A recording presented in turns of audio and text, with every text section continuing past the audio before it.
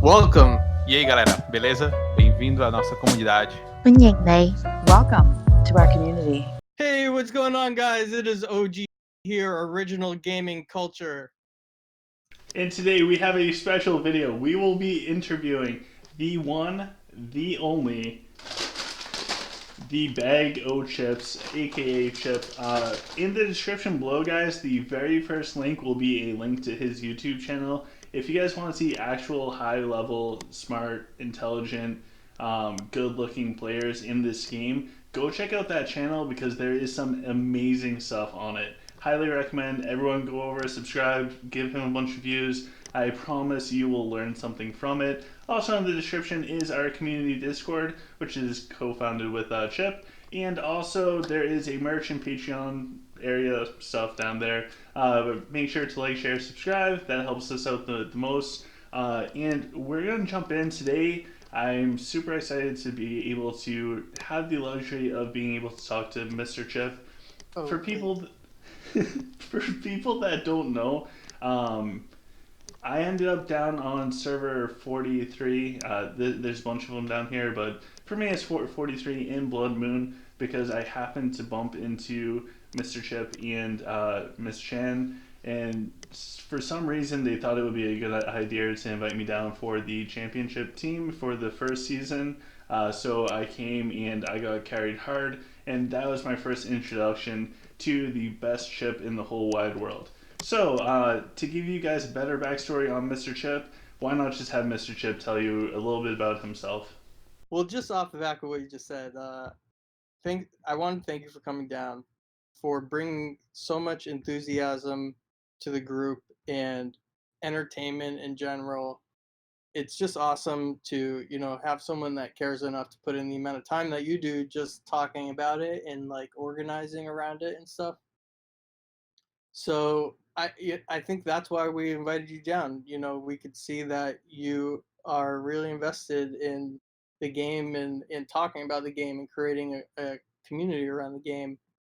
And that kind of enthusiasm and effort is hard to find in this game, and it's always been something that I'll appreciate people for is just being there and being online because it's just a fucking game and who cares. Funking game, sorry, funking game. So I was talking about how I am authentically and legitimately so happy that you're here because we've been playing this game for so long now. We've been here for about 2 years, and so we started Starkly. So we started originally on server 35, and at that time the game was very sparsely populated. So we were like we're pulling at straws trying to get people to stay in the game and just hold cities with us because we couldn't even hold cities. There were no towers and no one had alts. So we started all the way down on server 35, and we were at that point in time just like begging for people to play. Anyone that would play, we were so happy that they would just be there. We couldn't hold cities. There were no towers. No one had alts at that time. So just to be able to have cities on the map, we needed people and people in their own houses because houses could only hold one city. So we've always been about keeping people together and making a group, and it's hard to kind of get away from that at all.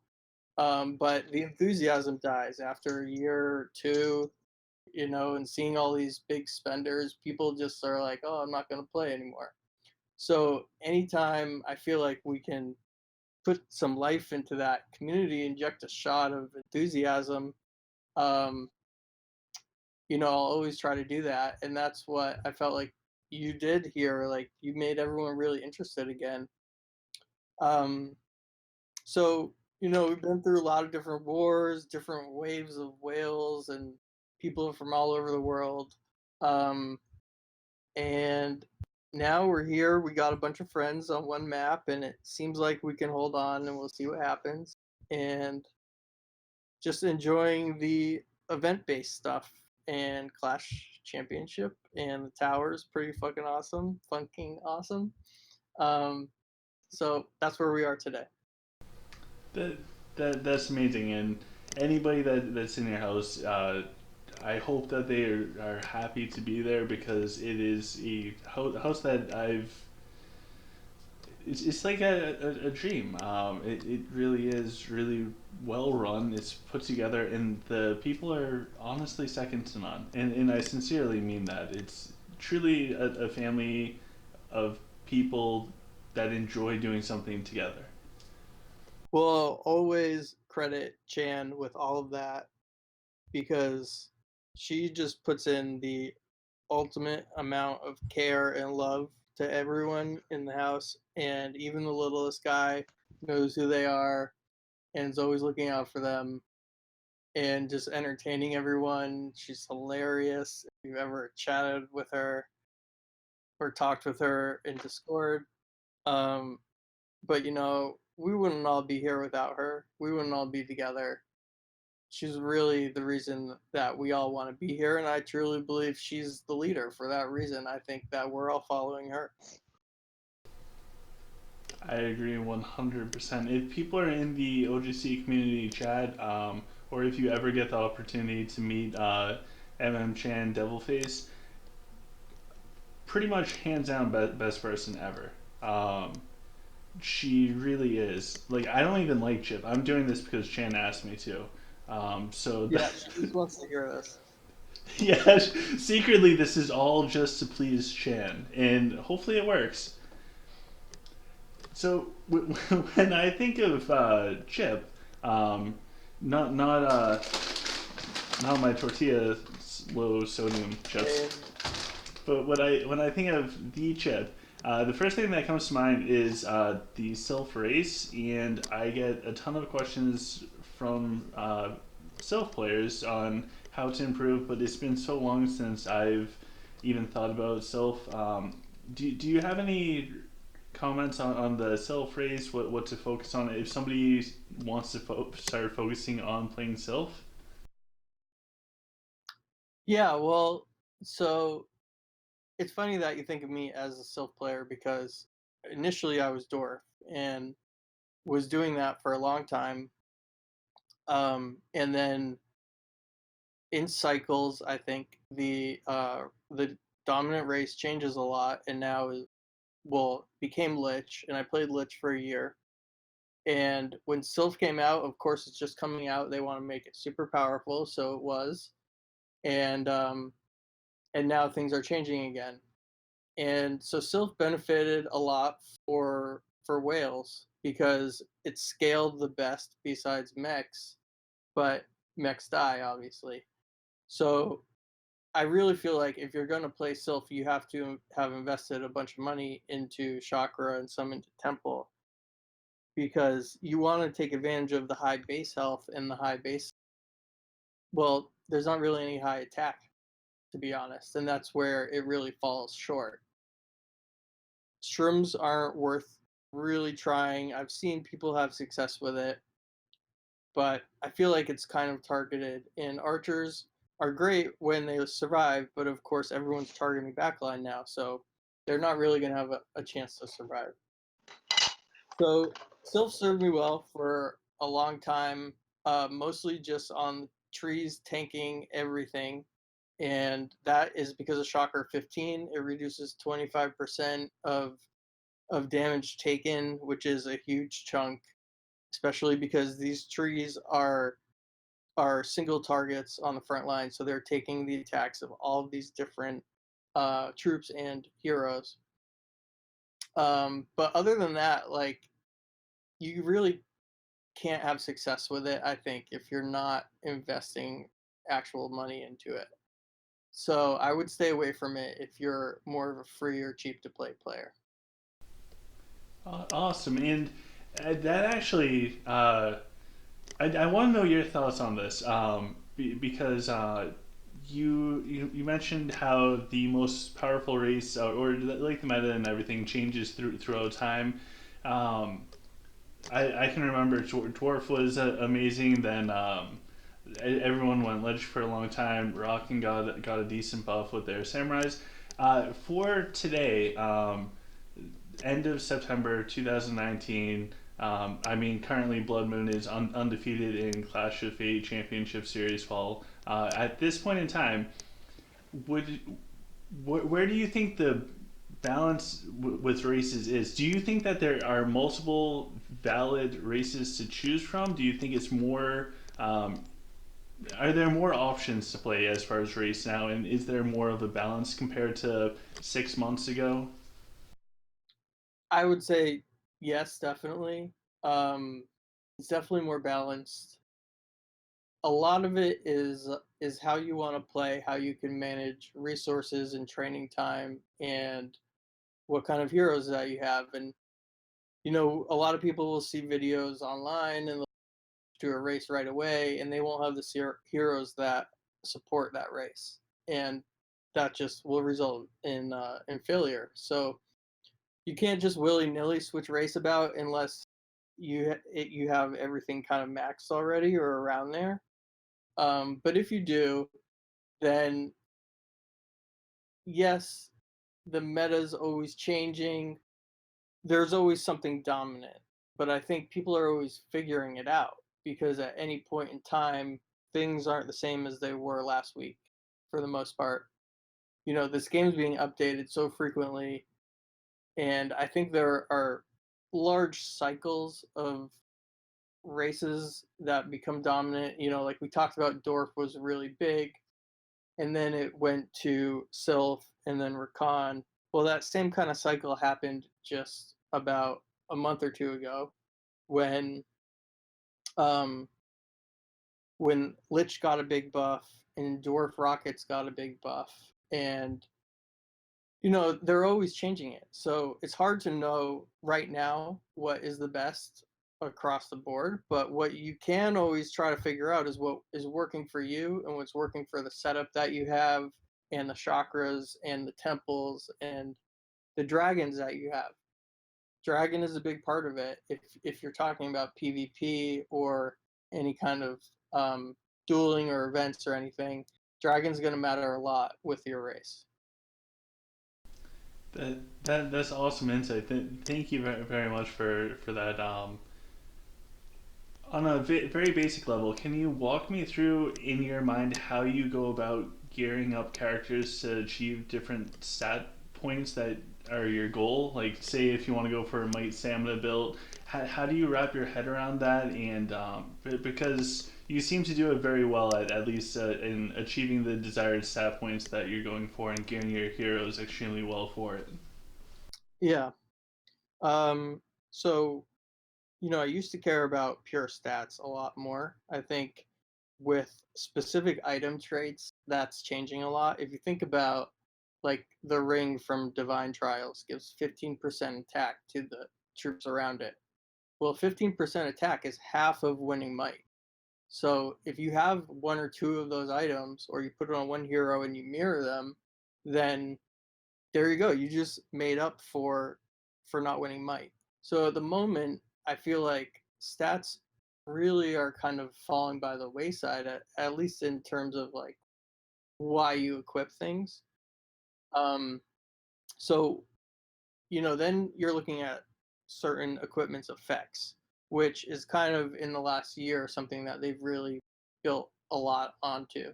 And unfortunately for me, a lot of it's in these events, and I'm not trying to devote all this time to winning them, but it's cool that that's kind of where they're pushing the game to this event based, get the item, then you're better at everything else. So then you're looking at effects, and I was just watching your video about the Clash set for mages that stuns. It's a perfect example. You're putting this equipment on just for what it's doing in the game with your skills. So at that point, you're mostly about what are my troops on the field, and what abilities am I gonna run first, and how much can I get done with those abilities. And so Raxus, obviously, because you can immediately do 3 skills, he can do so much. He can apply so many of these different effects at one time. And there are other heroes where you can play around with stuff like that. Of course, if you have more of those items, it's better. And then also the items with debuffs, debuff on healing, debuff on evade chance, and obviously the ones that just buff your own troops and do +1s on like Archer Mastery and stuff. So mostly I'm looking at that stuff, and then once I feel like all of those items that I need that actually buff the way I'm gonna play are there, then I just fill in with base stat stuff. And luckily I have a lot of flawless, so I can really buff my base stats after that. When I know that this hero is not even going to be on the field, I don't have to worry about what items are on it. There's some huge stuff with that because, like you were saying, it prioritizing the heroes, and then it sounds like, and please correct me if I'm wrong, it sounds like the stat points are less important now in some situations than they were even a few months ago. I don't know about a few months, but I would put it at 8 months to a year, at least before people really had these things out in the wild. But yeah, I mean, if you look at the kind of effects that were in the older items, they're not doing that much. Like, chance to stun, what is that? Never fired. I've never seen that thing actually stun anything. Or 20% to Necromancer, like, why? So, in the older days, I feel like you're really just trying to get those extra 30% buffs in the stats, and you're picking which ones to go for. If you were running trees or you're running big front line, obviously stamina, or if you're relying on backline damage, you want to win might, or if your mages are really strong, you want to win magic, etc. Um, it's not too worth it these days, I'd say. Interesting. And I guess probably for the last question to fully open up everything, what is worth it when it comes to dragon research, in your opinion? And for a follow up, is Noble Blood still the biggest priority? So have at it with your thoughts on dragons. And for context, if people go back and watch this is middle end of September in 2019. Yeah, I'm glad you said the time, because I was a little hesitant to talk about dragons just because of the draconic, but I feel like kind of got the hang of that. So I'd say yes, Noble Blood still the most important by far ability. I did test using a Jade Dragon that had Blessed Heal, Tranquility. It had I learned it the skill that increases reduces time between casts. It also increases magic damage, so that's why a lot of people use it. But I was just using it to make heal fire off more, and then I applied all of the affliction draconics that reduced the time in between skills. So this thing was firing off as fast as I could make it go, and it was a lot. Like, you can visually see it healing the troops over and over. It was not anywhere near as effective as Noble Blood, that you can see the health bar jump up like so fast even while something's being attacked. It's gotta be broken. Like, we have to see that they're gonna patch this, I think. I can't believe that you can watch your character get attacked and the bar is getting higher in health. That is absolutely wild. Yeah.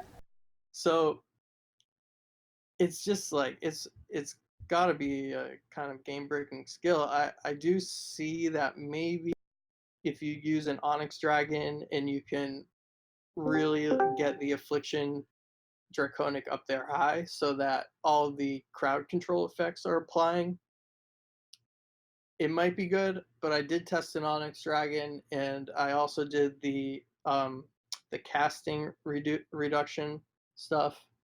I only tested it in the Abyss, but even with all that stuff applied, the black holes only went off at the start of battle. It didn't go off a second time. Gravitron surge, I'm talking about. So yeah, I can't see any situation where Noble is not better. And now with also protection Draconic, you can increase the healing efficacy even more. So I'd have to go with that. Also, I think some of the other abilities you can teach to a Noble Blood Dragon are bad. You can still give it attack skills. People love these yellow attack dragons. Still put a lot of those skills onto a Noble Blood Dragon.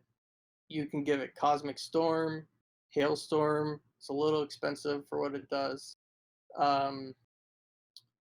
And Corrosive Scales is very good, but the Freezing Scales is definitely second best to that in terms of the like auras that dragons do. That is awesome. I saw in one of your recent replays, one of your trees tanked like 60 million damage, and in a recent one of mine with that aura, the shield one for my Azul, I got like over 40 million damage tanked by my dragon. Not that my dragon should be getting attacked, but I was so happy with it. That's cool. I've thought about putting together just tanking dragon, which I think could be really effective. I'm not sure if it's worth losing a lot of the kind of debuff effects, but it might be worth doing instead of an attack dragon. If you just had one you could put on the front line and you knew it was going to live for a long time. That would be huge. So to start wrapping things up for this amazing interview, I just want to say thank you to Mr. Chip for coming on here. He reminds me of Mr. Alberto, where there are a lot of things that happen on this channel that are either directly or indirectly caused. So, like, take for example the dragon video, the one where we compared divine dragons to legendary dragons. Even in that video, I said these are not my original thoughts. They are here because Chip shared them, and that is an amazing thing for our community to gain insight on and to develop ourselves further. So I just want to say that thank you to Mr. Chip for inviting me down for a Clash, to Blood Moon to having me in the host, to being my friend, helping myself and this entire community out, whether it's through the little things or through the big things like your Discord. It's fantastic. So thank you, Mr. Chip. Well, thank you, OGC. Thank you too. We wouldn't all be here if we were together, I think. So thank you for being here. Absolutely. I think the true MVP out of all of this is Chan. I wish I could hear Chan, but someday. Dora!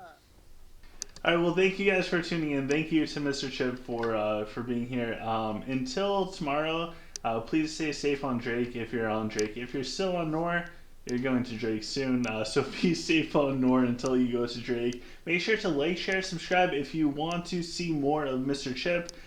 Discord information down below. His YouTube channel, Bag O Chips. I will never be able to say it right, but the actual link is the first link in the description. Also, go check out our merch store. I think I'm wearing some of the Good Kush, and also Patreon if you guys want to further support the channel. Otherwise, the most important thing you guys could ever do in your entire adult life is probably start in a retirement and an investment fund, but also like, share, and subscribe. Like, share, and subscribe, and we will see you guys tomorrow. Have a great day.